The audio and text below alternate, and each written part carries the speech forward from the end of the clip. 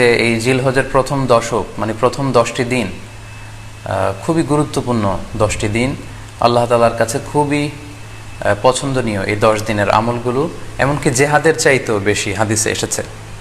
এই 10 দিনের ইবাদত আল্লাহ তাআলার কাছে এত বেশি পছন্দনীয় হওয়ার কারণ হচ্ছে এই 10 দিনে আল্লাহ তাআলা উম্মাহাতুল ইবাদাত অর্থাৎ যত মৌলিক ইবাদত আছে সবগুলো মৌলিক ইবাদতের একটা সমন্বয় করেছেন জিলহজ মাসের এই প্রথম 10 দিনে, যেটা বছরের অন্য কোনো সময় কিন্তু পাওয়া যায় না। কারণ এই 10 দিনের ভেতরে সালাত আছে, নফল সিয়াম আছে, সাদাকা আছে, কুরবানি আছে, হজের প্রসঙ্গটা আছে, যেটা বছরের অন্য কখনো এরকম উম্মাহাতুল ইবাদাত অর্থাৎ যত মৌলিক ইবাদত আছে সব মৌলিক ইবাদতের কম্বিনেশন সমন্বয় বছরের কোনো সময় কিন্তু আসলে হয় না, যেটা হয়ে থাকে জিলহজ মাসের প্রথম এই 10 দিনের ভেতর। এজন্য এই 10 দিনের ইবাদত আল্লাহ তাআলার কাছে অত্যন্ত বেশি প্রিয়।